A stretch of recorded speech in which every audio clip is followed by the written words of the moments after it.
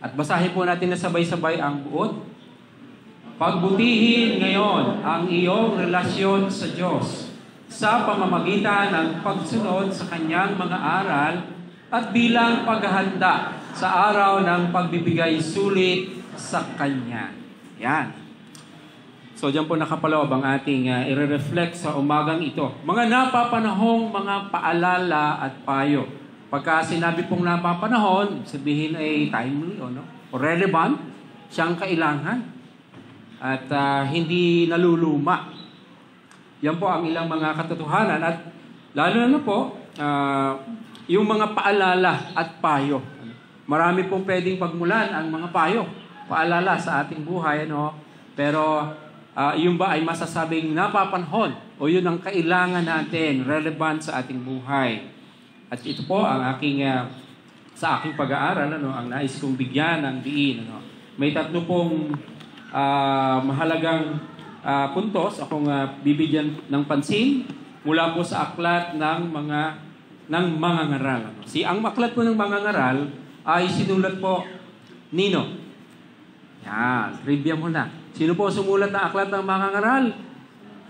Si Haring Solomon. Yan. Si Haring Solomon po ay anak ni Haring David. Si Haring Solomon na tinuturing na naging pinakamatalinong tao na nabuhay sa mundo, pinakamaraming kaalaman, Pero may mga iba rin papurin tayo masasabi patungkol sa kanya, na merong maraming tutularan sa kanya, pero meron ding dapat na matutunang dapat iwasan sa buhay ni Haring Solomon, Una, ano po yung ilan sa mga napapanahong mga paalala at payo? Una po ay bigyan ng seryosong pansin at pagpapahalaga ang iyong relasyon sa Diyos habang may pagkakataon pa. O kaya habang pwede pa. Yan. Kaya po doon sa ating mga talata ay binanggit na alalahanin mo nga ang Diyos na iyong manlilikha. Actually, yun po sana ipapamagat ko Remember me. Kaya lang kanta yun Pero alalahanin mo, doon po lagi nagsimulat. Paulit-ulit po yung binabanggit ni Haring Solomon. Yan na po yung last part ng kanyang sinulat ng mga ngaral, chapter 12. Actually, nasa sa mga ngaral din po ang aking present Bible reading ngayon. Tanda ko po last Sunday, nung magtanong si Pastor Aris sa atin, sino po dito ang nag-devotion kaninang umaga? Ako po ay hindi tumaas ng kamay, bagamat alam kong ako ay nanalangin. Nag-spend ako ng time sa Panginoon. Kasi usually ang devotion, hindi lang sa panalangin ko na iugnay, kundi sa pagbabasa ng salita ng Diyos. Hindi ako nakapagbasa nung time na yun. Nung pahapon pa ako nagbasa. Pero, yun po yung kahalagahan ng tayo patuloy na nagbabasa ng salita ng Diyos. Daily, sabi ni Joshua, huwag mo kaliligtaang basahin ang aklat ng kautusan. Bulay-bulayin mo ito araw at gabi upang sa gayon, ikaw ay mabibigyan ito ng gabay at ikaw ay magtatagumpay. In that sense po, ang sinasabi ni Joshua. So, kaya tuloy-tuloy po dapat ang ating pagbabasa ng salita ng Diyos, pagbubulay dito na tayo po ay patuloy na mapaalalahanan. At doon po nagde-develop, doon po na masasabi natin na tayo nagbibigay ng seryosong pansin at pagpapahalaga sa ating relasyon sa Diyos sa pamagitan ng Kanyang salita. Kasi hindi naman natin nakikita ang Diyos. Di ba? Sino po sa inyo ang nakita na ang Diyos? Baka ibang Diyos po yan. So, invisible ang ating Diyos. By faith, tayo lumalapit sa Kanya. Pero nagbigay siya ng visible na mga pagpapakilala ng Kanyang sarili. Alin yun? Ang Biblia. Ito po. Kaya dito po natin unang maipapakita ang ating, sabihin natin, seryosong pansin. Pagpansin sa Diyos. At pagpapahalaga sa Kanya sa pamamagitan ng pagtunghay sa Kanyang salita. Of course, susundan yun ng ating pananalangin at ng ating mga pagpapahayag ng pagpupuri at pagsamba. Amen po ba? Maliwanag po ba yun? Ano? Ayon sa mga ngaral po, na nakita natin kanina, ito yung parang isa sa mga conclusion niyan. Ayon sa mga ngaral, ang buhay sa ilalim ng araw, under the sun, yun po ay common term na binabanggit niya sa kabuuan ng aklat. Ecclesiastes po ang original na salita dyan, sa Hebreo, mga ngaral sa Tagalog. Okay? Ayon sa mga ngaral, ang buhay sa ilalim ng araw ay walang kabuluhan. Meaningless. Dahil lahat ng pangyayari ay paulit-ulit at lahat ng tao ay mamamatay. Kaya mapapansin po natin doon sa mga sinabi ni Solomon, alalahanin mo ang Diyos bago. Sabi, bago ka matabunan ng makapal at madilim na ulap, bago makubli ang sikat ng araw. Ang iba ay bago ka humina. Kumbaga sa kabuuan, bago humina ang iyong katawan. Ibig sabihin, bago ka tumanda. Kaya doon sa simula, alalahanin mo ang iyong manlilikha sa panahon ng iyong kabataan. Sino po dito ang kabataan pa? Kabataan? O gusto mong kabataan pa rin? Ayan, may lakas pa tayo, nakakapunta pa tayo dito. Sa ating panahon po, parang technically, ang kabataan ay pamula 13 hanggang 26 yata, parang gano'n. Pero ang teenagers, siyempre hanggang 19 lang, pero mga gano'n. Pero ang isa pong ipinapahayag na pagiging kabataan ay may kalakasan ka. Aktibo ka pa, nasa sa paangat ka pa ng iyong kalakasan, kasiglahan sa buhay. At pagka naabot mo na yung ika nga ay pinakamataas, pababa na. Natapos na yung pagiging kabataan. Bakit yun ang paalala? Habang may pagkakataon pa. Kasi baka hindi na natin magawa. Kapag dumating na yung tayo ay sa patanda na at pahina na ang lahat ng ating bahagi ng katawan. Lalabo na ang mata. Mangangatal na ang tuhod. Hindi na makakaakyat kung walang katulong sa mga hagdanan. At marami pang mga binanggit po diyan na ang ibig sabihin lamang bago ka humina at mawalan ka na ng pagkakataon. Kasi sabihin ng iba, matanda na ako ngayon, hindi na ako makakapunta sa church, hindi na ako makapaglingkod.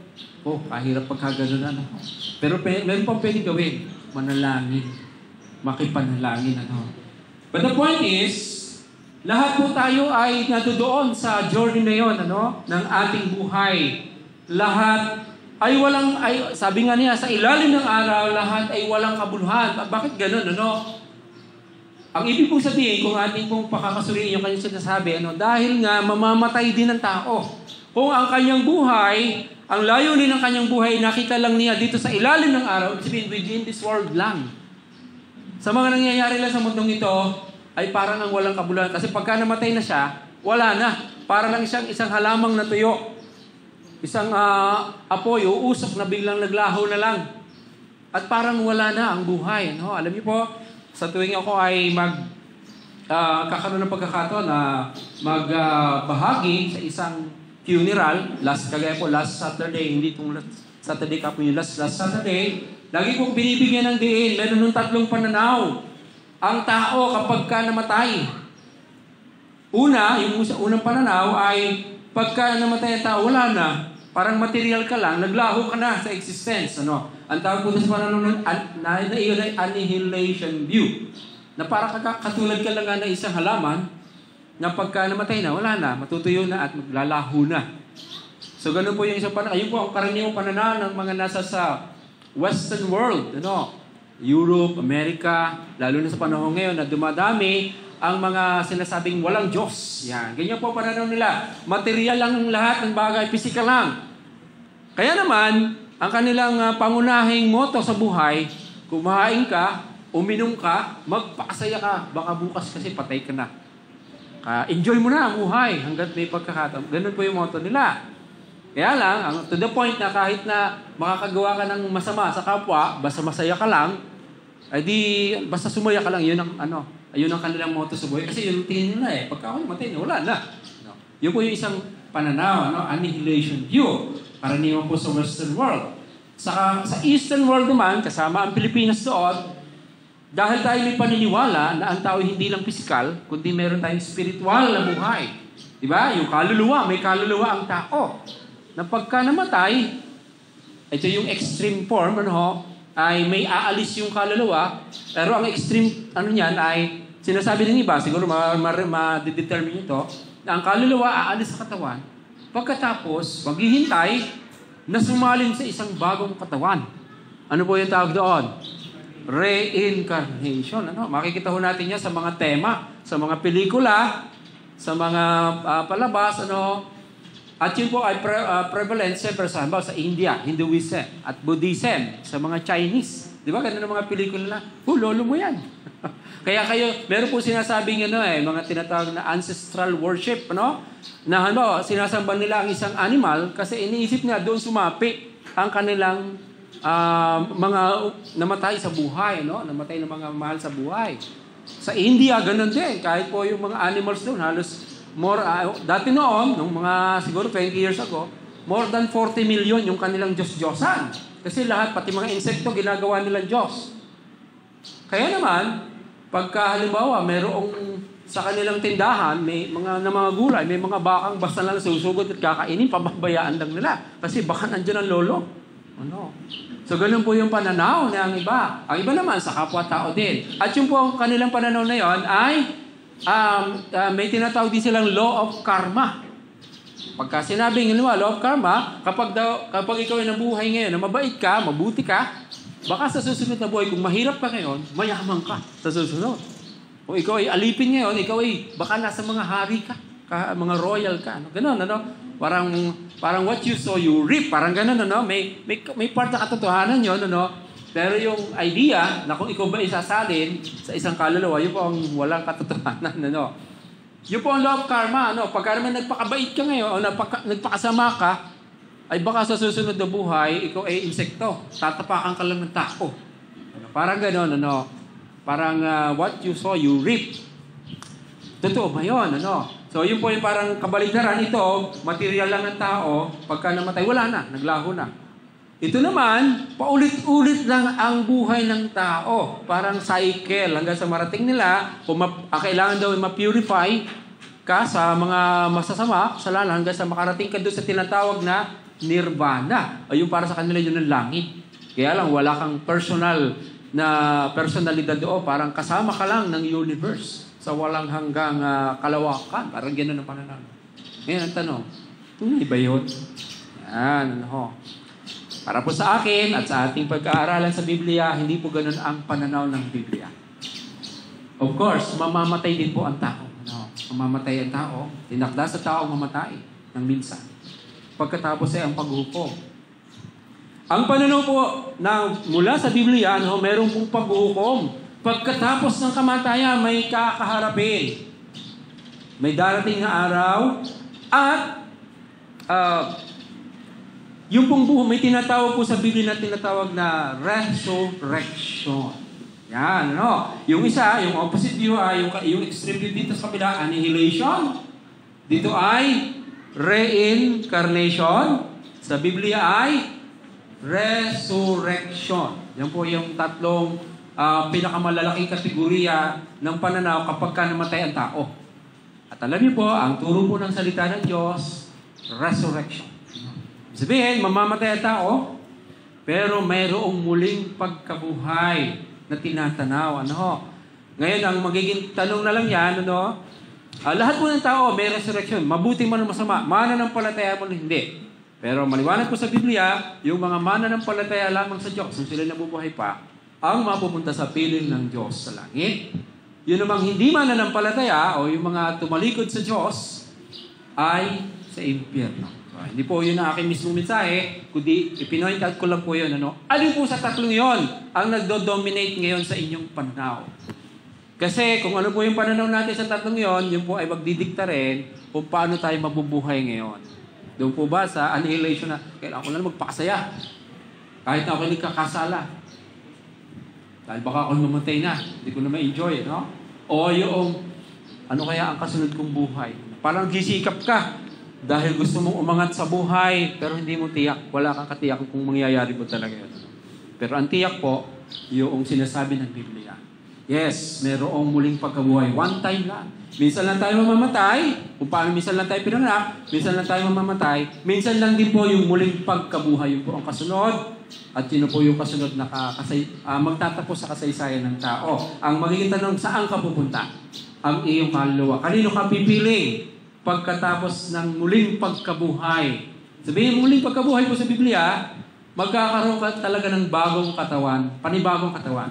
Pero yung bang katawang iyon, ay para gugulin sa piling ng Diyos sa langit sa walang hanggang kasiyahan o para lamang gugulin sa walang hanggang kaparusahan sa impyerno. Yan. So, yun po yung ating ilang pananaw doon. Dahil napakaigli po ng buhay. Yan po ang isang dahilan.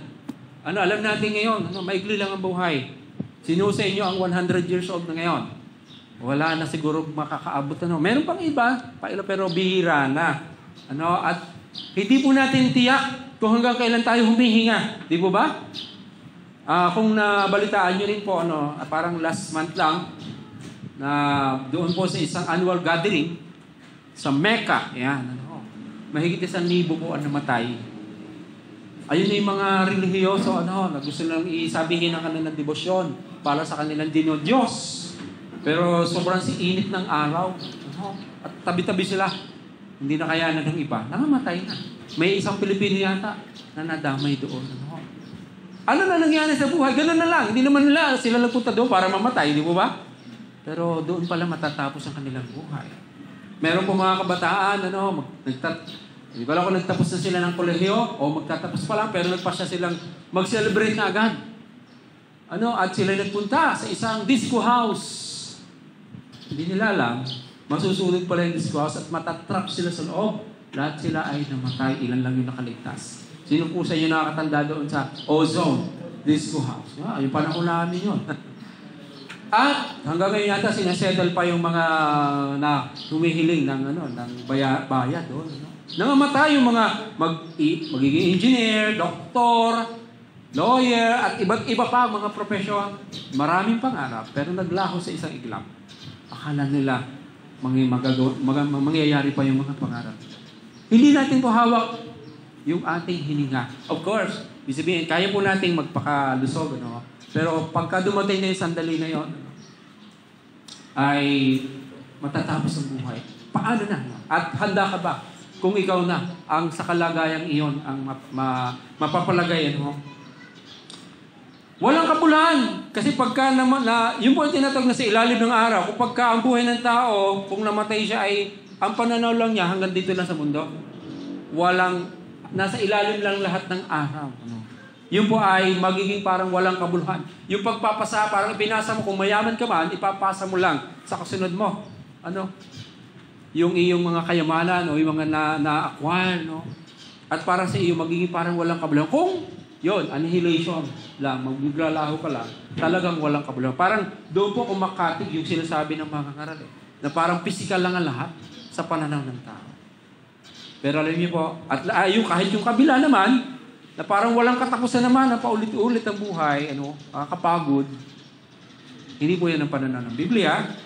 Kundi ang pananaw po ng Biblia, meron tayong paghuhukom na haharapin at meron po patutunguhan ng kaluluwa natin. Ngayon, sinasabi po ng mga karal na walang kapuluhan ang mga bagay sa ilalim ng araw, pero nung dumating po ating Panginoon sa Kristo, sinabi po niya, ako ay naparito upang kayo ay magkaroon ng buhay, isang buhay na ganap at kasiyasiya.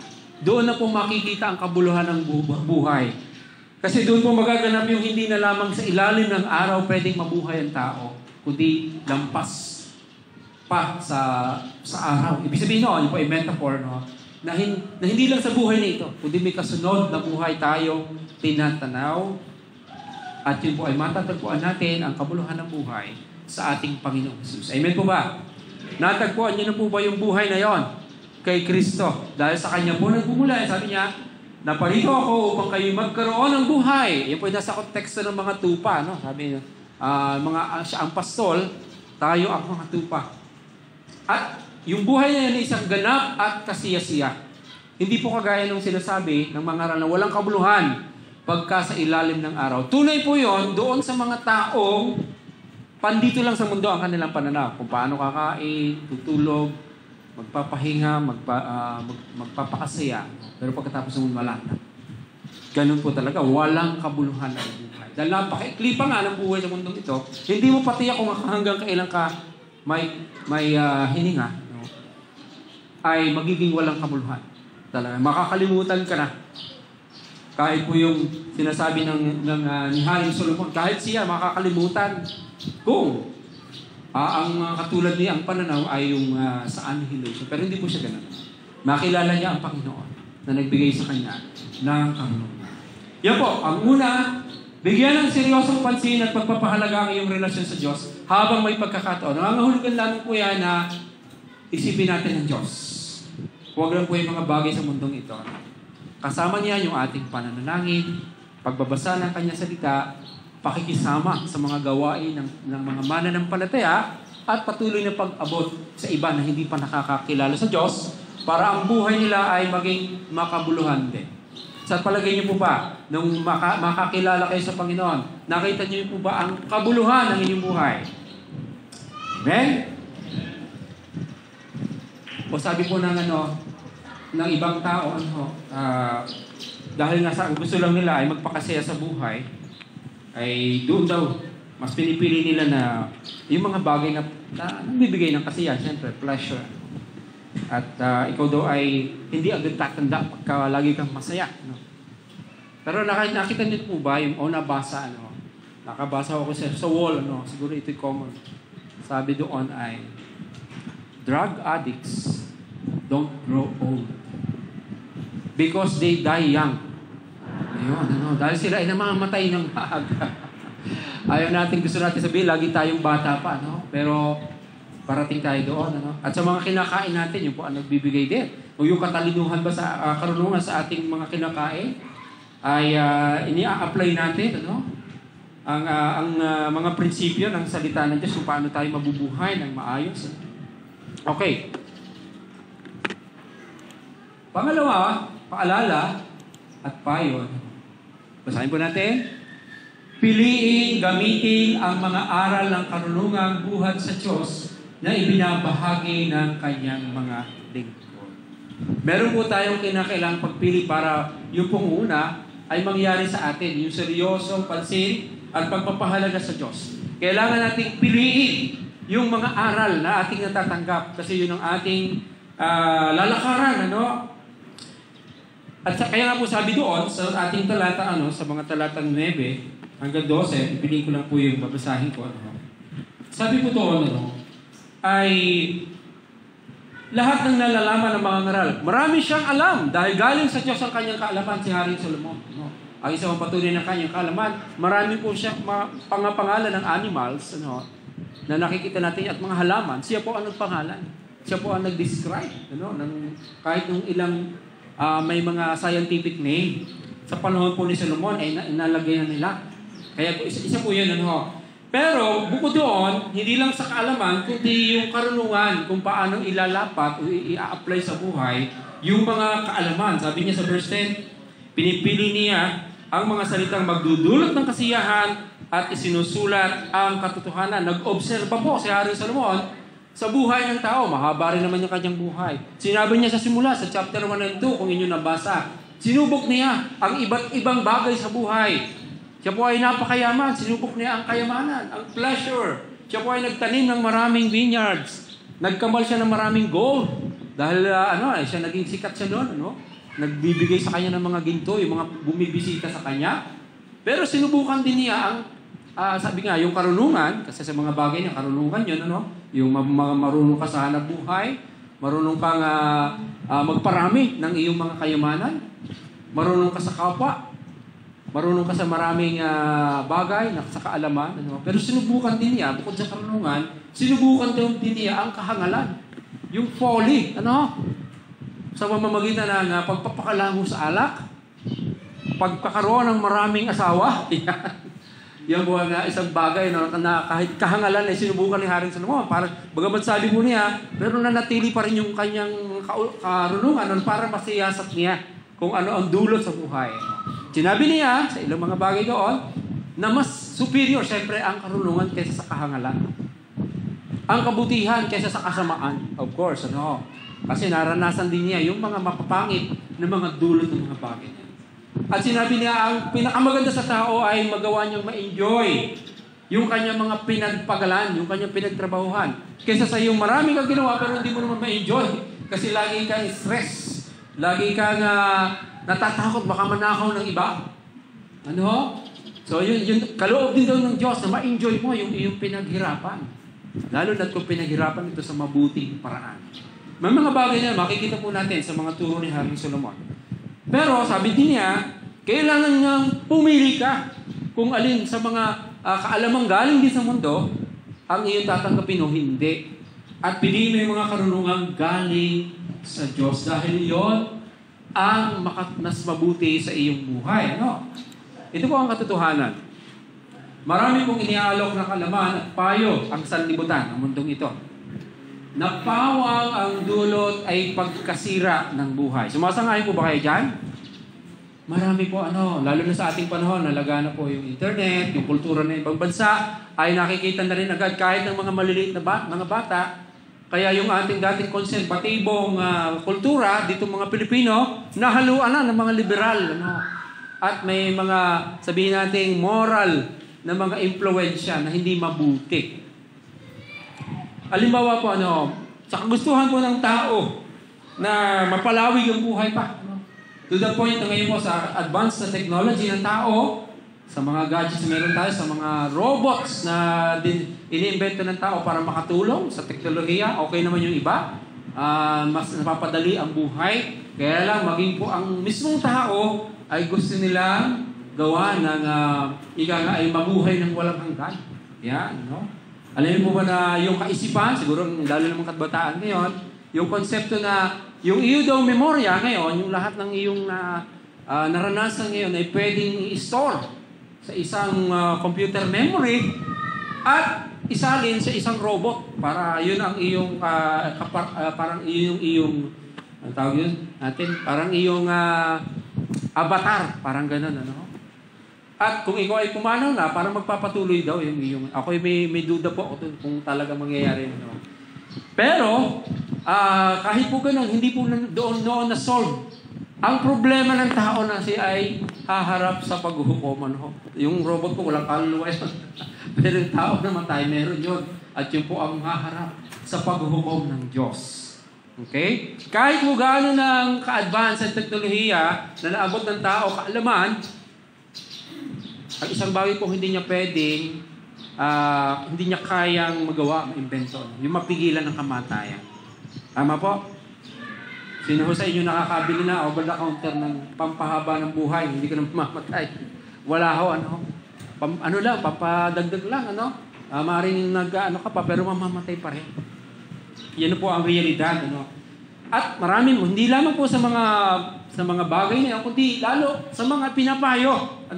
Ngayon po, usong-uso siyempre sa mga napapanood natin. Dahil kahit saan, pwede tayong tumingin, Meron pong mga, alam mo ba yung TEDx, yung parang iba't ibang mga kaalaman, May mga mabubuti, may mga totoo, pero may mga kahalong hindi mabuti. Mixture of truth and error ang ating mapapakinggan. At pagka po ang truth ay may kahalo pa rin error, eventually hindi din po magiging maganda. Parang yung ganito alam niyo ba kung ilang porsyento lang ang kailangan para sa isang pagkain ay masabing nakakalason? Yung mga poison po na ginagawa, kahit yung rat poison, 0.04% lang. 0.04%, wala pang 1% ang kailangan at yun po ay poison na. Nilalagay inihalo sa pagkain, yung daga. Ganun po katindi. Kaya po, ito ang katotohanan, maraming katotohanan, samahan mo ng isang mali, mapupulyot na po yung katotohanan. At ganun po ang nakukuha natin sa mundo. Ang salita po ng Diyos, ang dalisay na katotohanan. na kailangan ng ating kaluluwa, ng ating isipan para mamuhay po tayo ng maayos ang relasyon sa Diyos. Ang kanyang mga kautusan ang mabuti para sa atin. Kailangan pong marunong tayong pumili kung alin ang ating tatanggapin at salain, alisin yung mga hindi. Paano po magaganap yun? Sa pamamagitan din po ng kaalaman natin sa kung ano ang kalooban ng Diyos. Kaya po napakahalaga ng ating patuloy na pakikinig. Hindi lamang po pagka Sunday. Napakahalaga po na tayo may personal na pag-aaral ng Biblia, pagbabasa. Pakikinig sa isang grupo para magtutulungan. At nasasala natin yung mga maling katuruan, mga maling pananaw. Yan po ang magbibigay sa atin ng karunungan para mamuhay tayo ng maayos sa mundong ito. Isipin po natin nasaan na yung iba nating mga mahal sa buhay. Sila po ba ay nasa sa mga simbahan din ngayon? O nasa sa mga lugar sila na nagpapatuloy na lamang na ang karunungan na sa kanila ay galing sa sanlibutan. Hindi galing sa Diyos. Dahil wala silang pagpapahalaga o hindi nila binibigyan ng panahon ang pagsamba sa Diyos. Isa po yan. Ang salita po ng Diyos, ang Biblia, ang pagbumulan ng karunungan na kailangan natin. Sabi po sa 2 Timoteo, samahan niyo ko sa magbasa, ang lahat ng kasulatan ay kinasihan ng Diyos, at kapakipakinabang sa pagtuturo ng katotohanan, sa pagsaway sa kamalian, sa pagtutuwid sa likong gawain, at sa pagsasanay para sa matuwid na pamumuhay. Upang ang lingkod ng Diyos ay maging ganap at handa sa lahat ng mabubuting gawain. Mula po sa salita ng Diyos. Yan po ay sa panahon lalo natin ngayon, nabatbat ng pagbagsak ng moralidad ng mga tao. Di po ba? Ngayon po sa ating panahon ang dinidescribe ng Biblia na sa mga huling araw, mas magiging mahirap dahil ang mga tao ay mas magiging masama ang marami. Magiging makasarili, walang pagkatakot sa Diyos, gahaman sa pera, sa kayamanan, hindi masunurin sa magulang, at mapandaya. Ayun, punong-puno ng pandaraya ang ating panahon, di po ba? Mga nabubutol, hindi lamang sa actual, kahit sa online. Ayan, marami po. Mga scam. At ang kailangan po natin ay ang salita ng Diyos.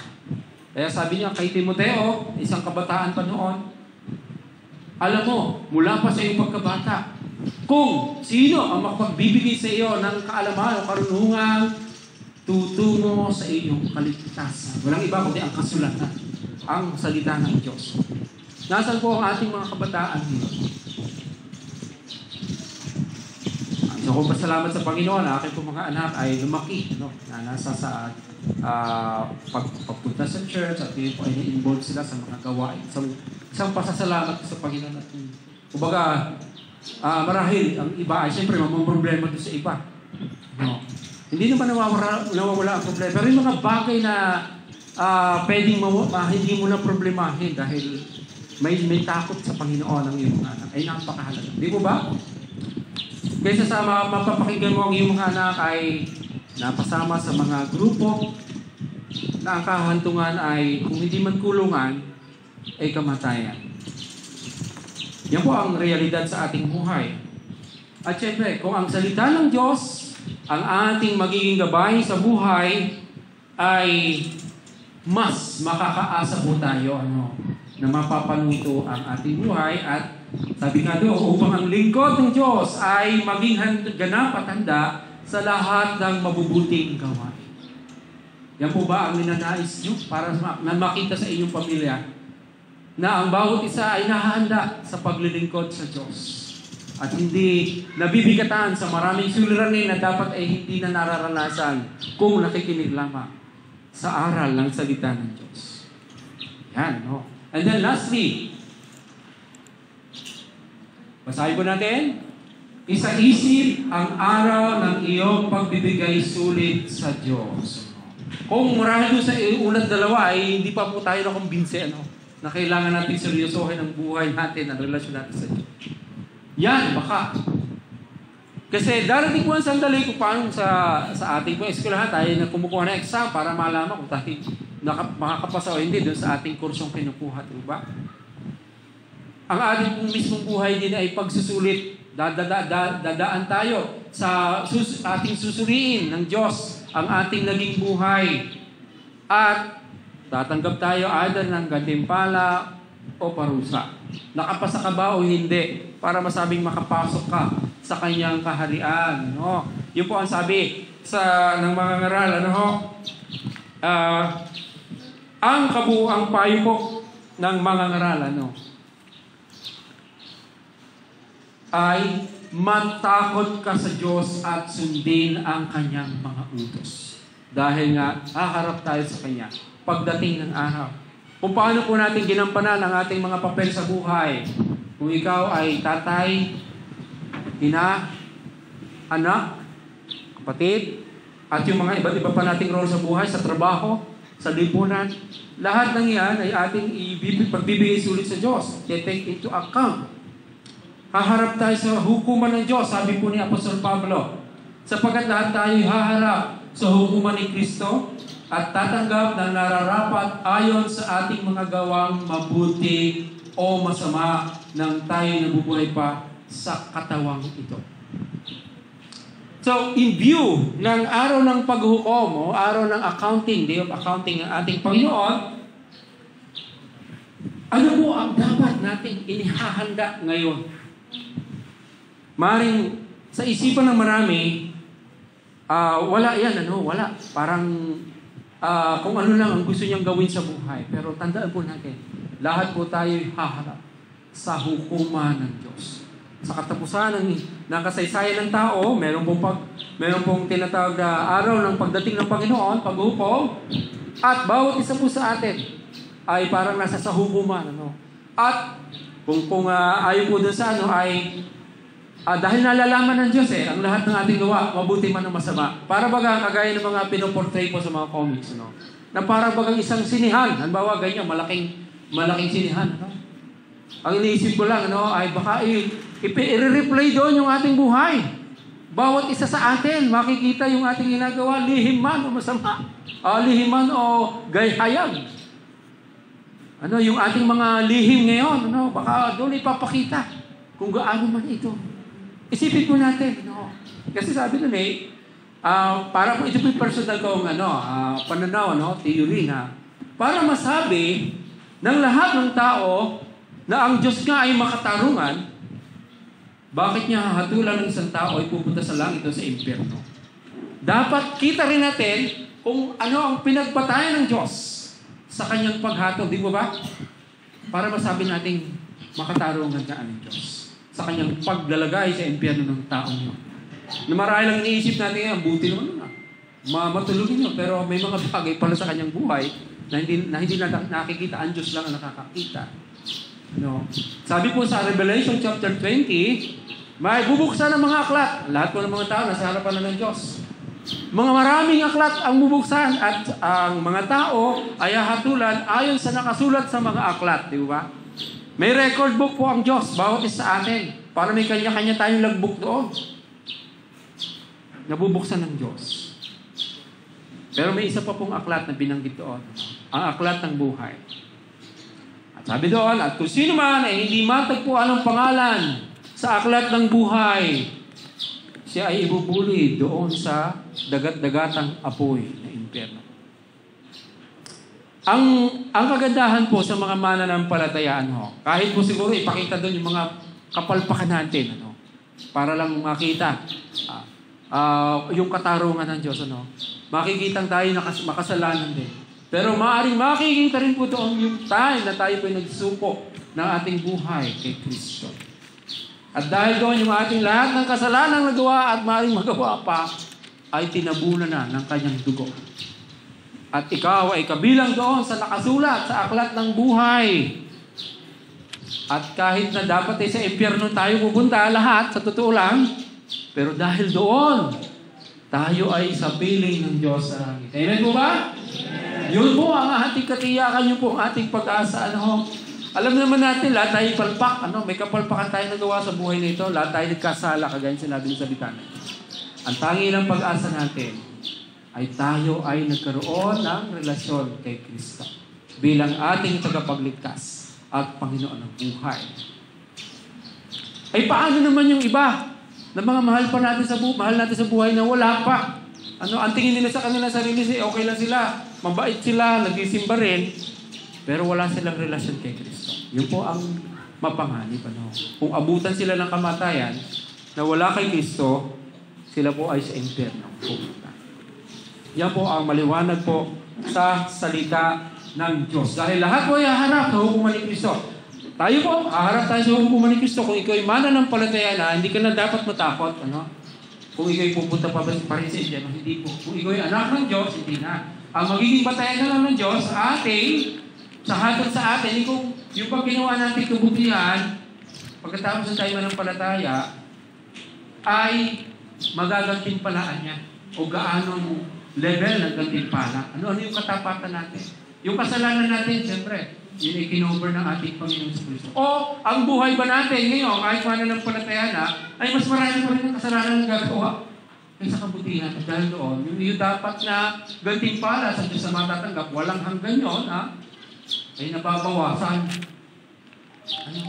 At sasabihin sa iyo, siya, pumasok ka na nga lang sa aking langit, pero wala kang gantimpala. Parang agaw sunog.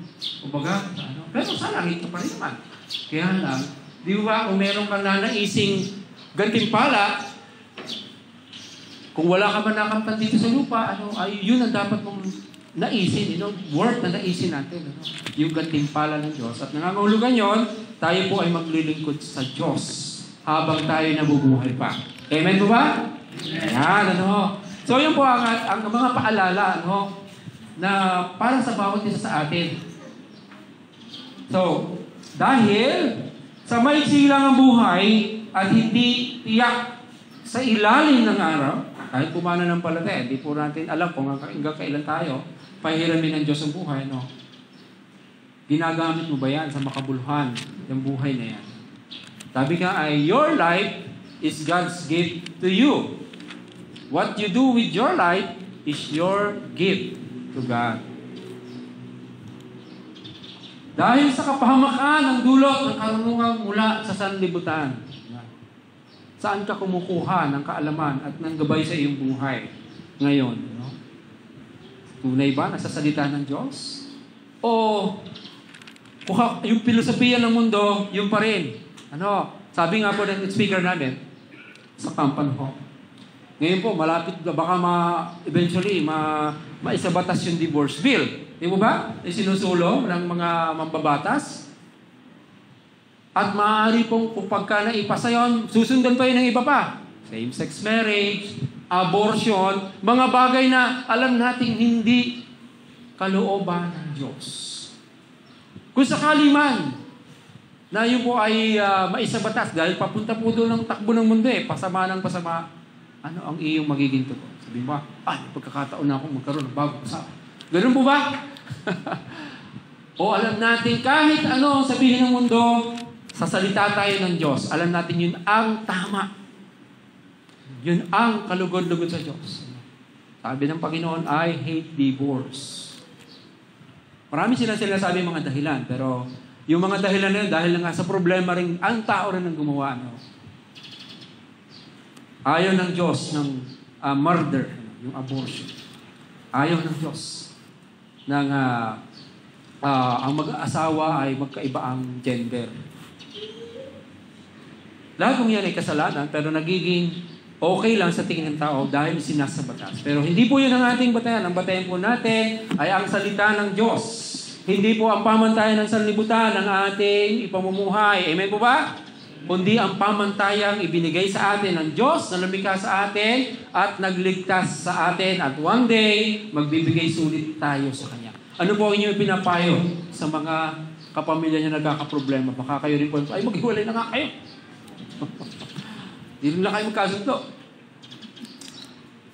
Ating pong isipin, haharap po tayo sa Diyos. Ano ang ating inilapre sa buhay at ano ang ating ipinapayo din sa ating kapwa. Pakinggan po natin ang payo ng Panginoon at mula sa kanyang mga lingkod na tapat na nagbabahagi ng salita ng Diyos. And then, yun nga po, lahat ng ating ginagawa ngayon sa buhay ay may katapat na gantimpala o parusa sa walang hanggang patutunguhan.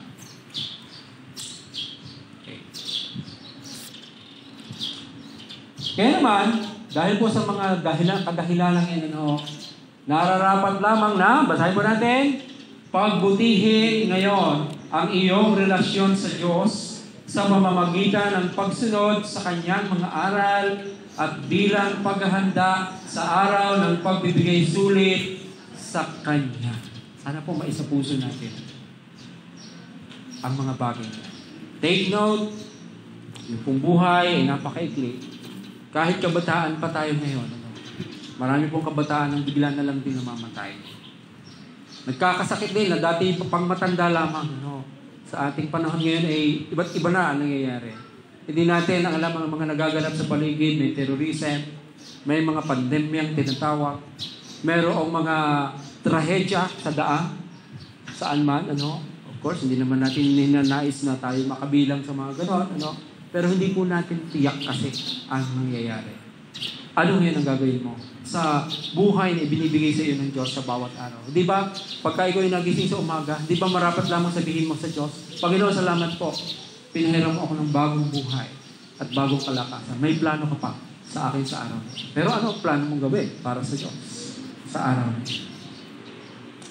Kaya naman, buhat po dyan, may isa pong awitin. Ito ay nabanggit ni Sister Rose last time, na ating aawitin yan bilang hamon sa about sa hamon. Ito muna ang hamon pala. Susunod ka ba at maglilingkod sa Diyos? Ano po sagot nyo? Parang salamat sa tatlo na sumagot. Susunod ka ba at maglilingkod sa Diyos? Nakikita po yan ng Panginoon. Ngayon, kung hindi ngayon, kailan pa? Naglilingkod ka ba sa Diyos? Sumusunod ka ba sa Kanya? At kung hindi ngayon, kailan pa? Last illustration ko, merong maral na basa nyo ito, may comics po na pinapakita doon yung buhay niya, pamula na siya isilang. At nung siya ay sabi sa kanya, inaalok siyang dumalo sa church. Sabi niya, napakabata ko pa para mag-church, para maglingkod sa Diyos. Tapos kabataan na. Okay, marami ako pinagkakaabalahan bilang kabataan. Saka na. Medyo nagkaasawa na ko Ang mapakarami tungkol sa pagiging mag-asawa, saka na ako pupunta dyan sa simbahan. Tapos medyo tumatanda na, nagkakasakit na. Hindi ko kasi masakit sa katawan Ay, pupunta sa church. Ay, sa sobrang tanda na, muna ako hakit sa church. Hanggang sa nawala na. Wala nang pagkakataon. Nasayang ang buhay. Nawala kabuluhan. Dahil ang buhay po natin ay kabuluhan lamang kung ito ay ginugugol natin para sa Diyos. Only one life, it will soon be past. Only what's done for Christ will last. Tayo po natin tumayo. Awitin po natin ang awit na ito. Kailan pa?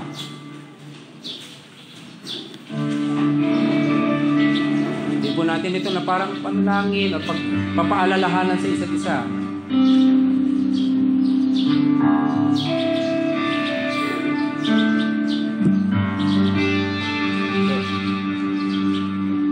Kailan ba ibibigay ang buhay mo't lakas sa Kanya na nagbigay sa'yo ng buhay na wakas?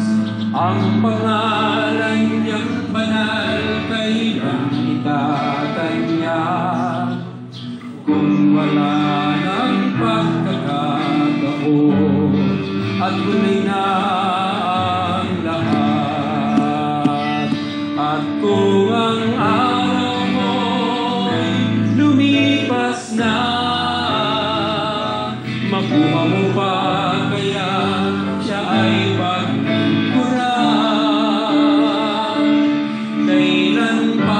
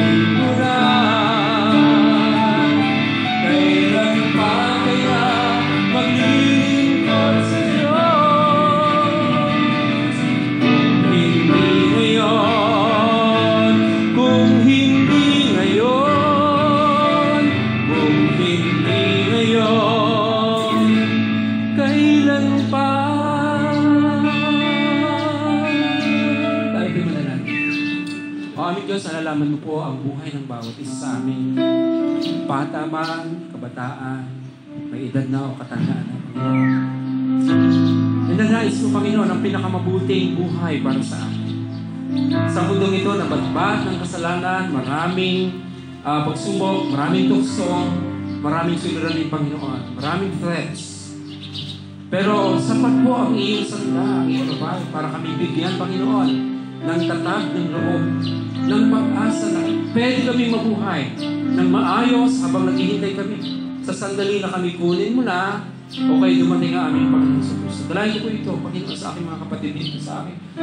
Bawat isa na narito sa amin, ibig pagkaloob po sa kanila, Panginoon, ang pagkaunawa, Panginoon, sa iyong mga salita. At madama nila ang iyong wagas na pagmamahal, ang iyong plano, Panginoon, sa kanilang buhay. At pamula po ngayon, patuloy na sumila, Panginoon, ang kanilang pagnanais na ikaw ay makakilala pa, maunawaan ang iyong kalooban at maramdaman nila, Panginoon, ang iyong mga pagpapalang tunay sa kanilang buhay. Palayain mo po, Panginoon, ang bawat isa na nalululong sa hindi magagandang bagay, Panginoon, o sa mga influensya sa kanilang buhay na sumisira, Panginoon, sa kanilang pamumuhay. Palayain mo po sila, Panginoon, sa mga bagay na umaalipin sa kanilang pagkatao, mga bisyo o mga gawain, Panginoon, sa mundong ito na naglalayo sa kanila sa iyo.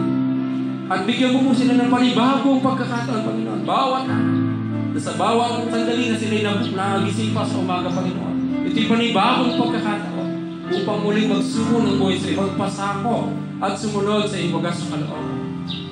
Panginoon, kayo po ang Diyos na makapagpupuno ng mga kakulangan sa aming buhay. Pagpalain mo po ang bawat isa, pagpalain mo po ang kapatiran dito sa Molo, ang leadership, at ang iyong mga plano pa para gamitin mong ilaw at asin ng sanlibutan ang mga kapatiran sa iglesia. Sa iyo po ang lahat ng papuri at pasasalamat sa matamis sa pangalan ng aming Panginoong Jesus. Lahat ay sabi na, Amen. Amen. Salamat po. Pagpalain kayo ng ating Panginoon.